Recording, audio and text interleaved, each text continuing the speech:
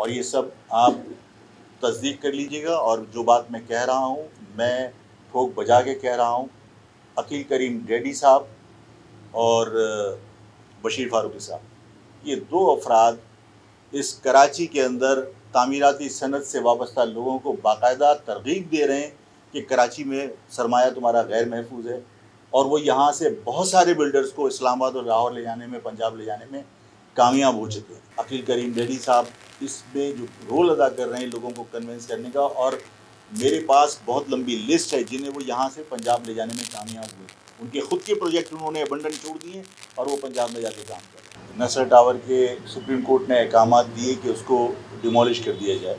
आबाद जो एसोसिएशन है बिल्डर्स की और डेवलपर्स की, उन्होंने मुतअद्दिद जगह एहतजाज भी किए हैं और ख़ासा एक्टिव नज़र आए। मुझे भी ज़ाहिर है कि बिल्डिंग की मसमारी का दुख है, लेकिन मेरा अपना ख्याल और कहना ये है कि सुप्रीम कोर्ट के अहकामात को तो हम चैलेंज नहीं कर सकते, हमारे लिए अदलिया काबिल एहतराम है। लेकिन ये सिलसिला ये कल स्टार्ट नहीं हुआ, इससे पहले भी मुतअद्दिद इमारतें मसमार की गई।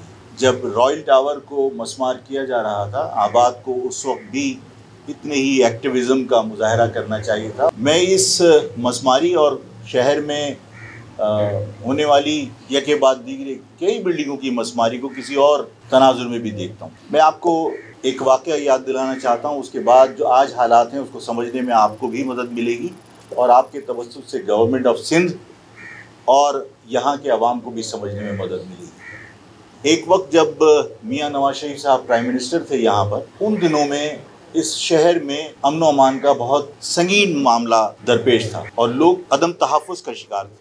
इस अदम तहफ़्फ़ुज़ की वजह से यहाँ कारोबार करना तिजारती बिरादरी के लिए आसान नहीं था। उस वक्त के प्राइम मिनिस्टर मियाँ मोहम्मद नवाज शरीफ साहब ने यहाँ कराची का विज़िट किया। मुझे याद है कि कासिम तेली मरहूम, उनकी क़यादत में चैम्बर ऑफ कॉमर्स के डेलीगेशन ने उनसे मुलाकात की और उन्होंने कहा कि हमें तहफ़्फ़ुज़ फ़राहम किया जाए, हम यहाँ गैर महफूज हैं जिसकी वजह से हमें यहाँ कारोबार करना मुश्किल हो रहा है। वज़ीर आज़म को ज़ेब नहीं देता था, लेकिन क्योंकि उस वक्त की पॉलिसी का हिस्सा होगा, वज़ीर आज़म नवाज शरीफ साहब ने उनको तहफ़्फ़ुज़ का यकीन दिलाने की बजाय या उन्हें तहफ़्फ़ुज़ फ़राहम करने की बजाय उनको ये फरमाया कि अगर आप यहाँ गैर महफूज हैं तो आप अपना सरमाया पंजाब में आके लगाइए और पंजाब में कारोबार कीजिए।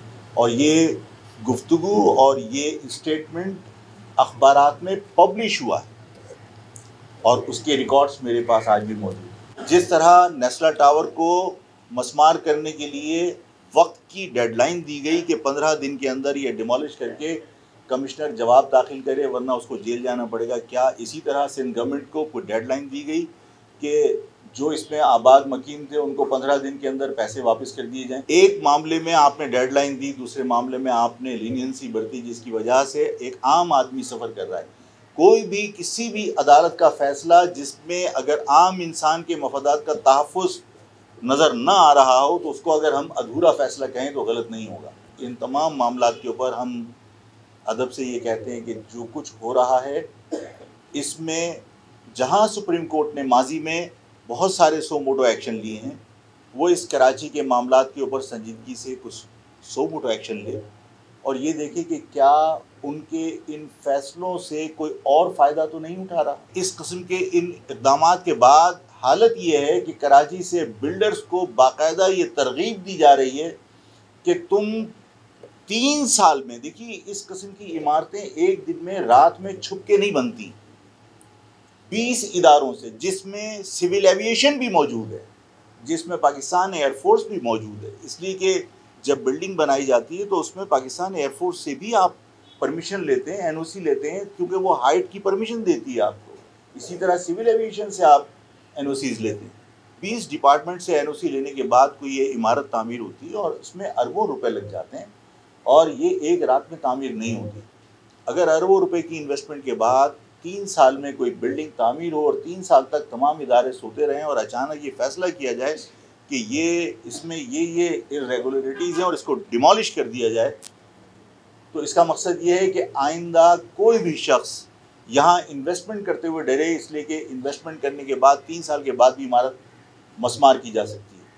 ये सब कुछ उन लोगों के फ़ायदे में जा रहा है जो यहाँ से सरमाएदार को पंजाब इन्वेस्टमेंट करने पर मजबूर कर रहे हैं और बाकायदा इन हालात को बुनियाद बनाकर तरगीब दी जा रही है कि यहाँ से सरमाया मुंतकिल किया जाए पंजाब और इस्लामाबाद और पंजाब में जाकर सरमाया लगाया जाए।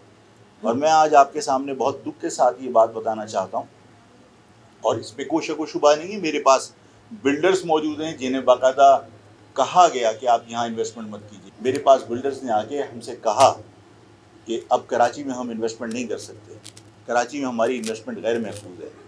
और उन्होंने नाम लेकर कहा कि बशीर फारूकी साहब और ये सब आप तस्दीक कर लीजिएगा और जो बात मैं कह रहा हूँ मैं ठोक बजा के कह रहा हूँ, अकील करीम डैडी साहब और बशीर फारूकी साहब, ये दो अफराद इस कराची के अंदर तामीराती सनत से वाबस्ता लोगों को बाकायदा तरगीब दे रहे हैं कि कराची में सरमाया तुम्हारा गैर महफूज है। और वो यहाँ से बहुत सारे बिल्डर्स को इस्लामाबाद और लाहौर ले जाने में, पंजाब ले जाने में कामयाब हो चुके हैं। आप सोचिए कि ये लोग अकील करीम डैडी इस कराची से बने थे, ये बशीर फारूकी इस कराची से बने थे। आज यहाँ से सरमाया अगर ये पंजाब मुंतकिल करने की तरगीब कर रहे हैं तो ये इस कराची के साथ वफा नहीं कर रहे। और आज नहीं कल इनको कराची के शहरियों को अपनी इस बेवफाई का, अपनी इस गलत हरकत का जवाब देना पड़ेगा।